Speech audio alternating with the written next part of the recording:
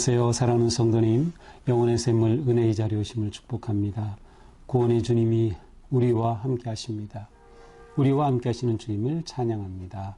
기도합시다. 주님, 감사합니다. 오늘도 주님의 거룩한 말씀을 사모하며 주님의 음성에 귀를 기울입니다. 혼란하고 어두운 세상 속에서 오직 주님의 말씀이 빛이시며 길이 되심을 믿습니다. 오늘도 주님의 말씀으로 저희들을 깨우쳐 주시고 말씀 위에 든든히 서게 하여 주시옵소서. 예수님 이름으로 기도합니다. 아멘. 오늘 말씀은 사도행전 27장 21절부터 44절입니다. 여러 사람이 오래 먹지 못하였으며 바울이 가운데 서서 말하되 여러분이여 내 말을 듣고 글에 대해서 떠나지 아니하여 이 타격과 손상을 면하였더라면 좋을 뻔하였느니라. 내가 너희를 권하노니 이제는 안심하라. 너희 중 아무도 생명에는 아무런 손상이 없겠고 오직 배뿐이니라. 내가 속한 바 곧 내가 섬기는 하나님의 사자가 어제 밤에 내 곁에 서서 말하되 바울아 두려워하지 말라. 내가 가이사 앞에 서야 하겠고 또 하나님께서 너와 함께 항해하는 자를 다 내게 주셨다 하였으니 그러므로 여러분이 안심하라. 나는 내게 말씀하신 그대로 되리라고 하나님을 믿노라. 그런즉 우리가 한 섬에 걸리리라 하더라. 열날째 되는 날 밤에 우리가 아드리아 바다에서 이리저리 쫓겨가다가 자정쯤 되어 사공들이 어느 육지에 가까워지는 줄 짐작하고 물을 재어보니 20길이 되고 조금 가다가 다시 재니 15길이라. 암초에 걸릴까 하여 고물로 닷 넷을 내리고 날이 새기를 고대하니라. 사공들이 도망하고자 하여 이물에서 닻을 내리는 채 하고 거룻배를 바다에 내려놓거늘 바울이 백부장과 군인들에게 이르되 이 사람들이 배에 있지 아니하면 너희가 구원을 얻지 못하리라 하니 이에 군인들이 거룻줄을 끊어 떼어 버리니라. 날이 새어가매 바울이 여러 사람에게 음식 먹기를 권하여 이르되 너희가 기다리며 먹지 못하고 줄인 지가 오늘까지 열나흘인즉 음식 먹기를 권하노니 이것이 너희의 구원을 위하는 것이요 너희 중 머리카락 하나도 잃을 자가 없으리라 하고 떡을 가져다가 모든 사람 앞에서 하나님께 축사하고 떼어 먹기를 시작하며 그들도 다 안심하고 받아 먹으니 배에 있는 우리의 수는 전부 276명이더라. 배부르게 먹고 밀을 바다에 버려 배를 가볍게 하였더니 날이 새며 어느 땅인지 알지 못하나 경사진 해안으로 된 항만이 눈에 띄거늘 배를 거기에 들여다 댈 수 있는가 의논한 후 닻을 끊어 바다에 버리는 동시에 키를 풀어 늦추고 돛을 달고 바람에 맞춰 해안을 향하여 들어가다가 두 물이 합하여 흐르는 곳을 만나 배를 걸매 이 물은 부딪혀 움직일 수 없이 붙고 고물은 큰 물결에 깨어져 가니 군인들은 죄수가 헤엄쳐서 도망할까 하여 그들을 죽이는 것이 옳다 하였으나 백부장이 바울을 구원하려 하여 그들의 뜻을 막고 헤엄칠 줄 아는 사람들을 명하여 물에 뛰어내려 먼저 육지에 나가게 하고 그 남은 사람들은 널 조각 혹은 배 물건에 의지하여 나가게 하니 마침내 사람들이 다 상륙하여 구조되니라. 아멘. 자, 어제의 본문은 이렇게 풍랑을 만난 바울을 포함한 또 누가도 있었고 그곳에 있는 그런 그 배에 탄 모든 사람들이 더 이상 이제는 우리에게 소망이 없구나. 그래서 구원의 여망이 없어진 그러한 상황. 그러니까 많은 사람들의 지금 심리적 상태를 표현하는 거죠. 야, 이제 우리는 더 이상 살 길이 없겠구나. 자, 그런데 사람들은 오랫동안 먹지 못하였어요. 여러 사람이 오래 먹지 못하였으며 이렇게 표현하고 있는데 이것은 먹을 것이 없어서라기보다는 물론 그들이 이제 배가 싣고 있던 그러한 그 화물을 다 바다에 던져 버렸지만 그들의 식량까지 버리진 않았겠죠. 그래서 먹을 것이 분명히 있었어요. 그런데 먹지 못하였어요. 이렇게 먹지 못하였다는 것은 그 당시에 이제 항해를 할 때에 풍랑이 몰아치면 신이 진노한 것이라고 생각했기 때문에 신이 진노를 가라앉히기까지 금식하는 그러한 그 뱃사람들의 습관이 있었다고 합니다. 그래서 어쩌면 이제 그러한 것 때문에 음식을 먹지 못한 것으로 볼 수 있을 것 같습니다. 자, 오랫동안 먹지 못하였어요. 그 오랫동안은 뒤에 나중에 보면 이제 14일째라는 표현이 나오는 것으로 보아서 정말 10일이 넘는 꽤 오랜 기간이었다는 것을 알 수 있습니다. 근데 바울이 어느 날 바로 그 사람들 앞에 나서서 말하는 것입니다. 내 말을 듣고 여러분들이 그레데에서 떠나지 아니하였으면 이 타격과 손상을 면하였을 것이다. 그렇죠. 바울이 우리가 여기에 더 머무는 게 좋겠다라고 말했는데 이 바울의 말을 듣지 않고 백부장이 선주의 말을 믿고 출항을 했던 것이 화근이었어요. 내 말을 들었으면 좋지 않았겠느냐. 바울이 이렇게 말한 것은 이렇게 왜 말을 안 들었냐 이렇게 말하려고 하는 것이 아니라 자신의 말했던 것이 얼마나 믿을 만한 것이고 따라야 했을 말인가를 상기시켜 주는 겁니다. 자, 그렇게 한 후에 그들에게 말하지 이제는 안심하라. 아니 그들에게 안심하라. 아니 지금 상황이 어떤 상황인데 안심하라고 합니까? 바울은 어젯밤에 하나님의 천사를 만났기 때문입니다. 23절이죠. 내가 섬기는 하나님의 사자가 어젯밤 내 곁에 서서 이렇게 말해 줬습니다. 바로 24절이죠. 바울아 두려워하지 말라. 네가 가이사 앞에 서야 하겠고 또 하나님께서 너와 함께 항해하는 자를 다 네 손에 주셨다. 자, 어젯밤 하나님의 사자가 나타나 바울에게 이 말을 들려준 것이에요. 두려워하지 말아라. 너는 황제 앞에 설 것이다. 그리고 너와 함께 항해하는 자 다 네게 주셨다. 살려주신다는 거죠. 바로 이렇게 하나님의 사자는 바울의 사명을 확인시켜 줬습니다. 어쩌면 바울도 내가 로마로 가는 것이 정말 하나님의 뜻인 줄 믿었는데 이렇게 끝나고 마나 하는 생각을 가졌을지 모르겠어요. 그러나 하나님께서는 이 바울에게 나타나셔서 확신을 주신 거죠. 다시금 소명을 불러일으킨 것입니다. 그러므로 여러분 안심하십시오라고 그들에게 담대하게 선언했던 것이에요. 하나님의 말씀에 대한 확신이 있었고 신뢰했기 때문에 그들에게 선언하는 것이죠. 그러면서 우리가 이제 한 섬에 걸릴 것이다. 걸린다라는 표현은 주도적으로 가서 되는 것이 아니라 밀려서 도착하게 된다는 그러한 수동적 표현이죠. 그래서 우리 배가 이제 한 섬에 도착하게 될 것이다. 밀려서 한 섬에 들어가게 될 것이다. 라고 말합니다. 자, 이렇게 많은 사람들에게 이 말을 했을 때 그 사람들은 바울의 말에 귀를 기울일 수밖에 없을 거예요. 왜냐하면 이미 바울이 출항하기 전에 안 된다라고 말했음에도 불구하고 출항했다 이 꼴이 되었기 때문이죠. 저 사람 말 정말 맞는구나. 그리고 더군다나 그가 하나님의 사자를 만났다고 하고 이렇게 선포할 때 사람들은 바울을 이제 다시 보게 되는 겁니다. 자, 이렇게 그들이 출항한 지 열나흘째 되는 날 밤이 되었어요. 27절이죠.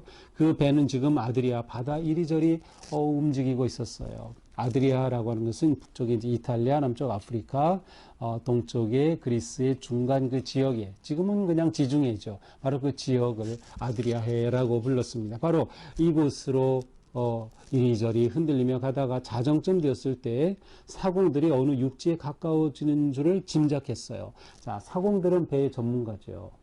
캄캄한 밤에요. 요즘처럼 불빛이 멀리 섬에 있어서 보이는 것도 아니에요. 그런데 사공들은 육지에 가까워지는 걸 짐작했어요. 아마 어떤 기록을 보니까 이 당시 사공들이 그 후각으로 지금 땅 가까운 것 같아. 그러한 그 느낌을 아니면 청각으로 그렇게 그런 것들을 이제 느낄 수 있었다고 합니다. 어쨌든 그들이 그렇게 됐어요. 그래서 물길을 실제로 재어보니까 물길을 처음에 재보니까 20길이 깊이가 나왔어요. 20길은 약 37m. 조금 더 있다가 또 재어보니까 15길이 나왔어요. 15길은 한 27m쯤 돼요. 그러니까 이게 깊이가 점점 낮아지고 있죠. 얕아지고 있죠. 그 말은 뭐예요? 육지에 지금 가까워진다는 것을 확인한 거예요. 자, 이것을 확인하자 사공들이 자기들만 살려고 여기서 이제 도망하고자 하라고 했는데 자기들만 살려고 이 물에서 닻을 내리는 채 하고는 거룻배를 바다에 내려놓은 겁니다. 거룻배를 타고 자기들만 살아나려고 하는 거죠. 그러자 바울이 백부장과 군인들에게 말합니다. 이 사람들이 배에 있지 않으면 너희가 구원을 얻지 못하리라. 자, 이 사람들이 배에 있지 않으면 백부장 너희들도 다 책임을 묻게 될 것이요. 바울이 이 한마디에 백부장과 군인들이 이 도망하려고 하는 이 사공들이 타려고 하는 거룻줄을 끊어버렸어요. 그래서 거룻배를 못하게 그렇게 만들어버렸어요. 자, 이 순간을 한번 이렇게 그려보시면 어느 순간 지금 리더십이 바울에게 넘어와 있습니다. 이 전체를 주도하던 사람은 백부장이었고요. 선주가 있었고 선장이 있었는데 이제는 바울이 리더가 된 셈이에요. 바울이 백부장에게 명령한 셈이죠. 그러자 백부장이 얼른 거루줄을 끊어버린 것을 보면 말이죠. 자, 리더십이 바울에게 넘어옴을 통해서 바울이 어떤 사람인가 하는 것을 잘 드러내고 있어요. 곧 하나님의 사람인 거죠. 하나님의 사람. 하나님이 함께 하시는 사람임을 드러내는 것입니다. 자, 바울이 그들에게 이렇게 말해서 고루줄을 끊어버린 후에 이제 날이 셉니다. 그때 바울이 다시금 그들에게 음식 먹기를 권하죠. 너희가 기다리고 기다리며 먹지 못하고 줄인 지가 오늘까지 열나흘인즉 이들이 열나흘이나 금식하고 있었어요. 이들의 이교도이지만 이들의 신앙 또한 대단하죠. 그래, 먹읍시다. 우리 음식 먹어야 합니다. 그들을 권합니다. 그래서 34절에 보니까 너희 구원을 위하는 것이다. 이것은 너희 구원을 위한 것이다. 금식하는 게 너희를 살리는 게 아니고 너희가 살기 위해서는 먹어야 된다. 우리 중에 아무 사람도 머리카락 하나를 잃을 자가 없을 거야. 우리 모두 다 구조될 것이다. 라고 말해줍니다. 그러니 그들이 드디어 빵을 가져다가 모든 사람 앞에서 먹게 됩니다. 자, 이때 바울이 한 행동을 보니까 35절 모든 사람 앞에서 하나님께 축사하고 떼어 먹기를 시작하며 야, 바울 보세요. 지금 다 이교도들인데 여기서 바울이 빵을 가져오게 하고 그 빵을 들어 하나님께 축사하고 하나님께 감사기도 하고 그들에게 나눠주는 겁니다. 자, 바울의 이런 모습을 보는 이곳에 있던 사람들은 어떨까요? 무엇을 느낄까요? 야, 바울이 믿는 하나님, 바울이 믿는 저 신, 도대체 어떤 신인가? 무엇인가? 궁금함과 신뢰감이 가지 않나요? 바울이 이렇게 그들을 먹게 합니다. 자, 여기서 우리는 성찬의 그러한 그 예수님이 성찬식을 하셨던 아니면 예수님께서 그 최후의 만찬뿐만 아니라 제자들과 식사할 때 행하셨던 그러한 어떤 상징적 행동을 우리는 여기서 역시 볼 수 있어요. 축사하고 떼어 먹는다고 하는 행동이죠. 바로 이 성찬의 이미지가 여기에도 담겨 있어요. 이 핵심은 뭐예요? 생명의 빵을 먹는 거예요. 진짜 살아난다는 거죠. 너희들은 이제 살았다라는 거예요. 진짜 생명을 소식을 전해주는 거죠. 생명을 보존해 주시는 거죠. 자, 그들이 다 안심하고 받아 먹었습니다. 이때 30절에 보니까 이 배에 있던 사람은 모두 276명이었어요. 그러나 성경의 다른 어떤 사본들에 보면은 200이 빠지고 76명으로 되어 있는 사본들도 있습니다. 아마도 이 당시에 276명, 바울이 실제 탔던 이 배가 276명이 탄 큰 배였을까라고 하는 의구심 때문이기도 하죠. 그러나 실제로 이 당시에 가장 큰 배는 500~600명까지도 실을 수 있는 그런 배였다는 기록이 있으니까 276명 그대로 보는 것 좋을 것 같습니다. 자, 이렇게 배부르게 먹고 난 후에 밀을 바다에다 버려버렸어요. 이제 그들이 배를 더 가볍게 해서 안전하게 상륙하기 위한 것이죠. 자, 날이 샘에 어느 땅인지 알지 못하나 경사진 해안으로 항만이 눈에 보이는 거예요. 어디인지는 모르죠. 어느 땅인지 모르는데 항만이 눈에 보이는 거예요. 야, 그래서 우리 배를 댈 곳이 어디 있는가 논의한 후에 40절 닻을 끊어버렸고, 닻은 뭐예요? 바다에 깊이 들어서 배가 움직이지 않도록 고정하는 것이 닻이죠. 근데 이 닻을 끊었어요. 왜 끊은지는 모르겠어요. 왜냐하면 닻은 들어 올려 놓으면 되는 것인데 끊었다는 것으로 봐서 아마도 닻이 걸려 있었던 어딘가에 걸려서 올라오지 않았던 것으로 추측이 됩니다. 그 다음에 이제 키를 불어 늦추고 돛을 달아 바람에 맞춰 해안을 향해서 들어갑니다. 그래서 고정했던 키를 풀고 그 다음에 돛을 달아서 육지로 더 가까이 접근하는 것이죠. 자, 닻을 끊고 돛을 올린다. 굉장히 중요한 이미지입니다. 닻을 끊지 않으면 배는 갈 수 없어요. 돛을 달지 않고서는 바람을 탈 수가 없어요. 닻을 끊고 돛을 달아 바람에 맞추어 항해하여 그 섬으로 가까이 갑니다.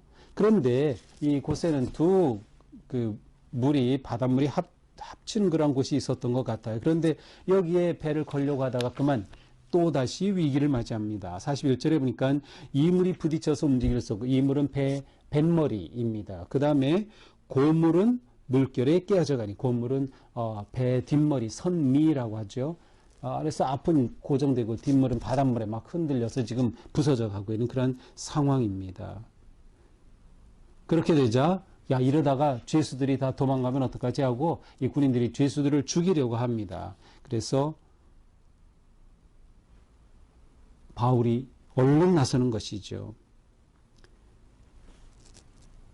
백부장이 죄수를 죽이려고 하는 군인을 가로막는 겁니다.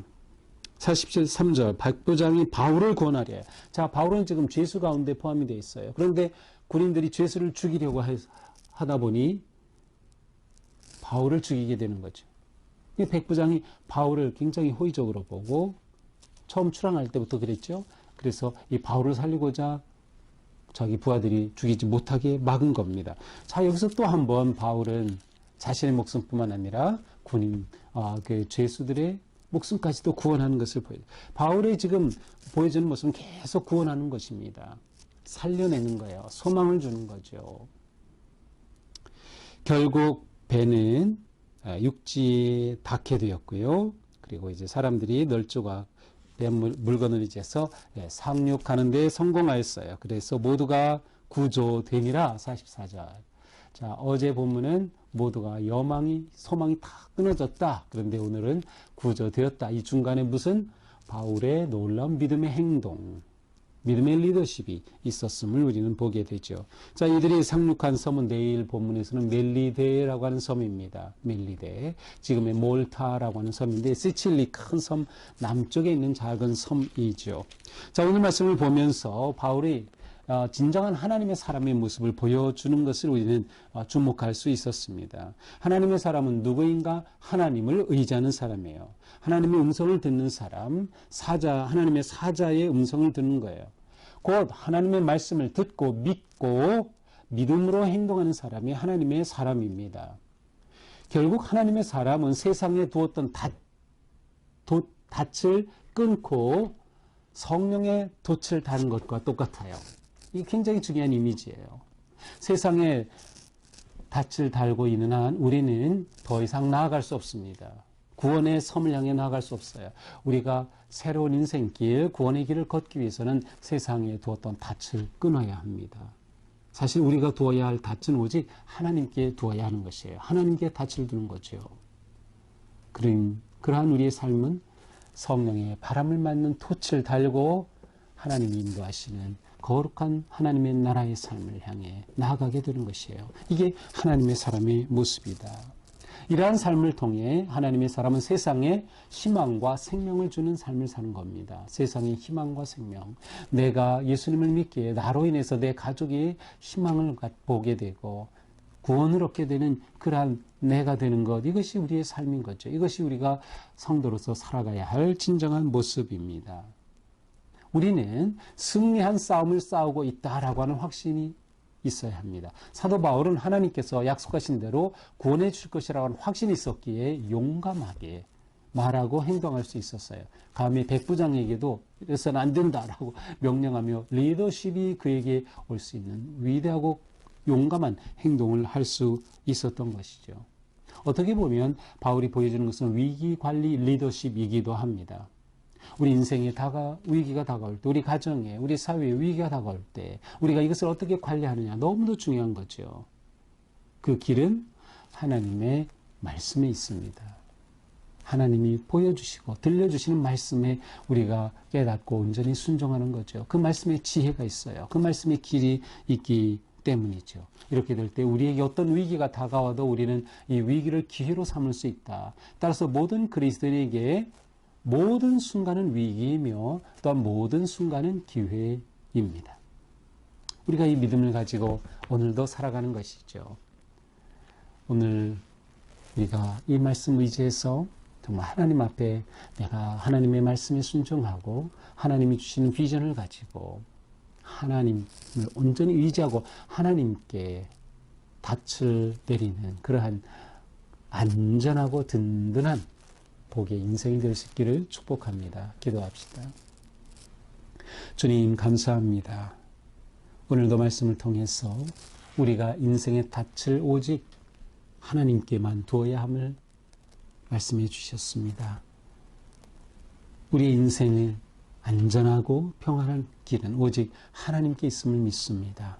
우리가 오직 하나님으로 의지하고 하나님께 순종하며 이 세상에 소망과 구원을 선포하는 거룩한 믿음의 삶 승리하게 하여 주시옵소서. 성령의 돛을 달고 기쁨으로 승리하며 나아가는 우리가 되게 하여 주시옵소서. 예수님 이름으로 기도합니다. 아멘. 자, 내일 모레 끝나면은 7월부터는 이제 예레미야 26장부터 보게 됩니다. 예레미야 25장까지는 사실 작년 7월, 8월에 봤어요. 올해 7월, 8월에 이제 예레미야 후반부를 또 보게 됩니다. 계속해서 말씀에 집중하고 또 함께 묵상하면서 7월, 8월 이 무더운 여름 한 달도 믿음으로 또 말씀으로 승리하게 되기를 축복합니다. 사랑합니다.